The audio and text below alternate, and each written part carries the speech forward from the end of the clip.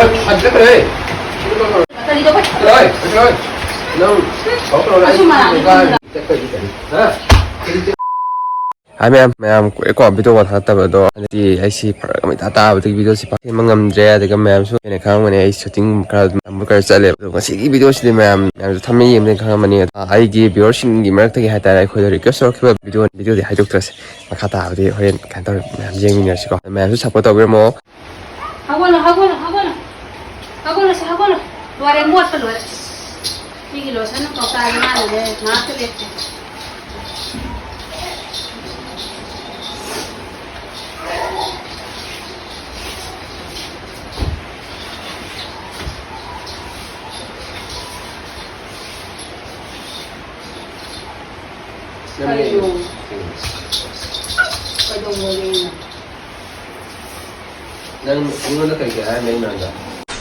Wow, very dangerous.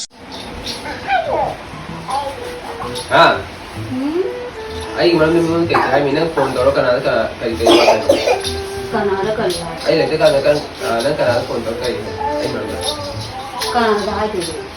Canada है मैं तो खुद कनाडा का यहाँ गया तू सर यहाँ है मगे अभी ना भी वो नहीं कुछ कहीं नो नहीं कुछ कहीं नो बा अच्छा nang ai want nang hening wali mo habi ata bro mi wona nang sakta to kai no ni ti ye mo di na kanara kari hara kari no nang ko thau khau di bo ai ti da nang wa ai mo to ha ya to bro ai ding ba ai kanara kari hara maga nang ai thau se ko thapi di ko ti ga hai nang ai no no di ta bro nang thau sa ko thapi di hai ya kanara mi ti no nang hai mi ne ne hai ji nang kanara hai ji mi ne ha una ri se kai kanara hai ji mi tha ji ga na ma yo ji ga ji ko to no kanara kari hara maga ma ku thau khau di bo ya nang ya mi ni kham ba ha ko ni ko ma ka ko thau khau da nang wa ai mo to ha ya to bro 님 전에 타모리 되더라. 누구는 복종도 감시야. अदु आई कनाल करी है रे मगे बने कनाल रो भाई है रे मिसे 랑 미는 난 하이는 사카고 속라. 랑 하이는 하이드라. नाम से थाई 아니 하이드라 봐. आई कनाल है करी दो 우리 비 타모리 되기 아무나 저 번쩍 또 아무나 또 타모리 되는 미는 타모 또 가다. 아니 아이시 안 밑자 매도 또게. अरे करी आई बा कनाल नो बना वो दो मायने अरे कनाल हाय नन फोन दर मी ने हाय इसे आइने फोन तो मी ने लेता पड़ा फोन तो बई मी को छोरो ने देना फोन दर तो नन नन सार दो छोरो वो दे चले ना फोन ना पा मियो ने करी के दो को यो करे बा 这一家人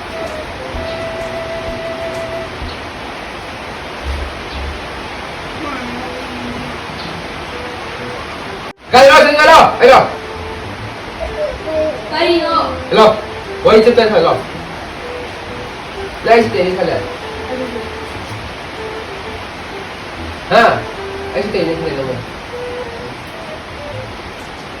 करी नो ngau छी ना Anh sẽ đi khai lại. ai là कनाल करी है रे मगे Anh sẽ đi khai lại. कनाल नो वो Cái đó cái gì mi ti ti được tôi nang anh sẽ đi khai lại. mi ma से तो हाय आ Mi đi khai lại. 가져오네 가져오네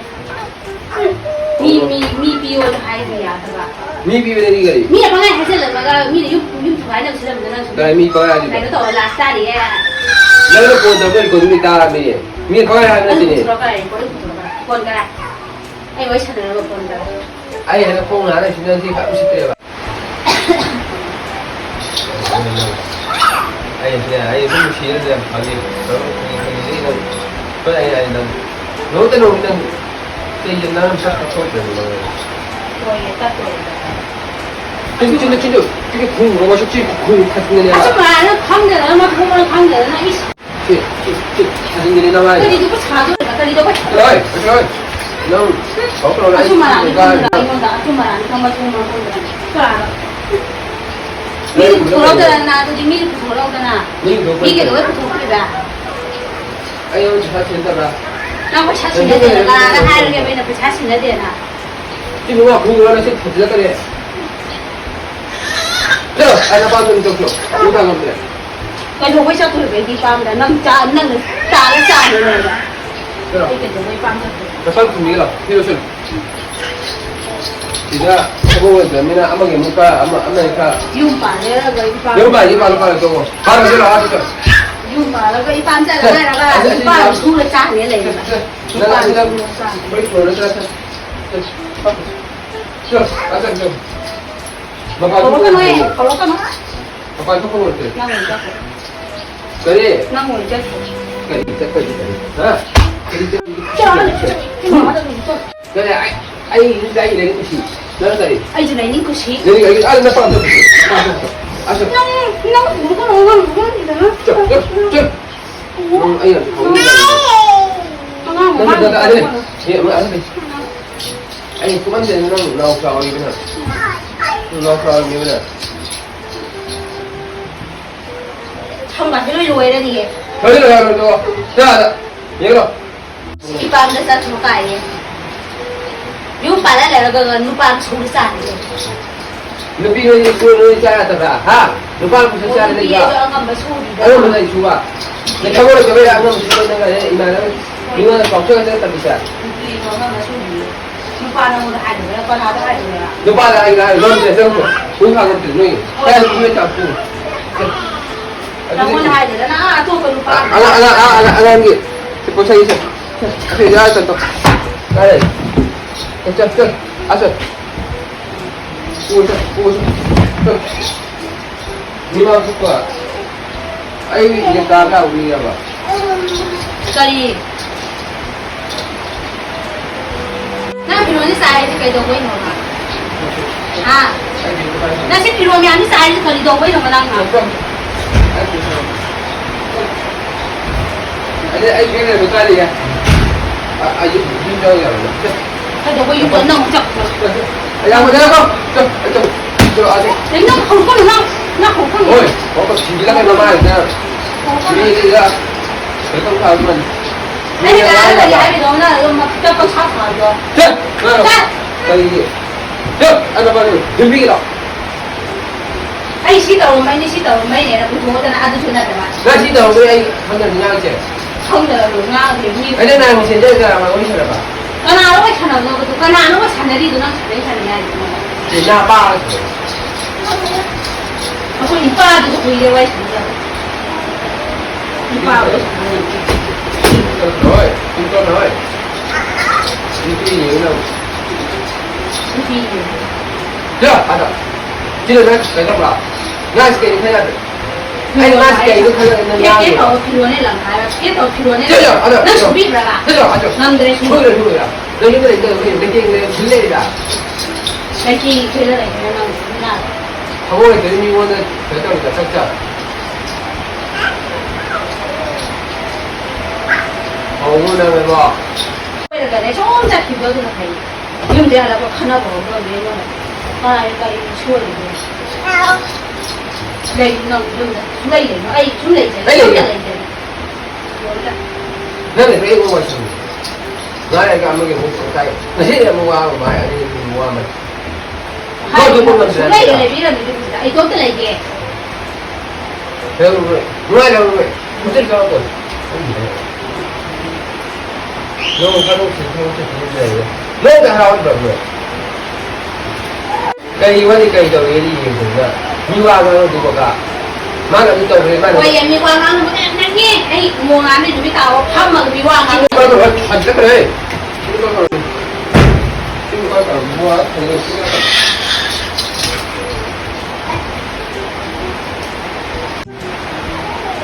anh đã cần mua lại năm nay thì đã cần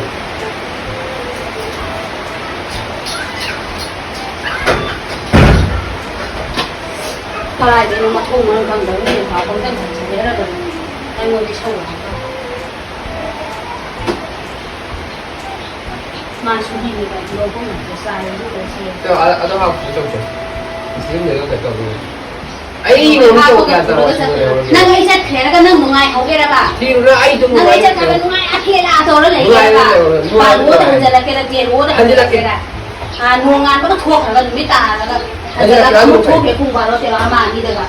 jala ka 사실 아이 동네 바람이라 총반 에 반나 로 총반 에 반나 로 바다도 되고 바다도 저 나도 좀 nang jo i ban 바다도 잘 오죠 저나 밤에 저 밤에 바다로 오죠 i ban ne ba ye yong ba le 밤에 누가 아끼라 가고 가로 ye to ro i ban ye to ro i ban de so nang ye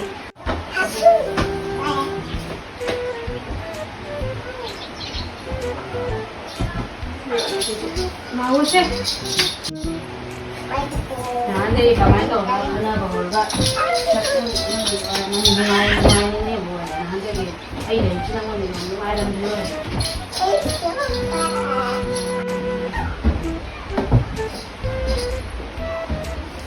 ya orang mengenai ini orang cara mengenai itu lah mau cuci lah mesti ayo kita gari lainnya sih ini gari coba nih yung cek kita ubah yung Nang kaya yung natilang mo na ba kana nang mo sila nang mapunta yung mga yung Abi mga sinanado ang kanito ang kanino tensa tensa no ang mga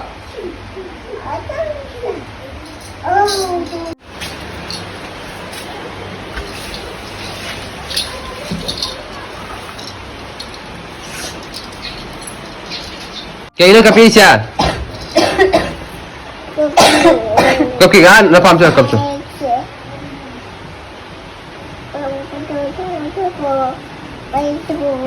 Kaya na nangangim na.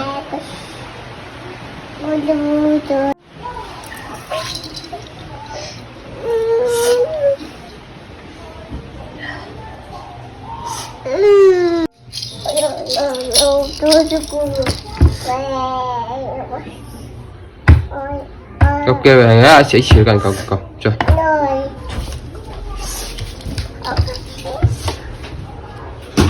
Kayaknya jauh sih kayak gini.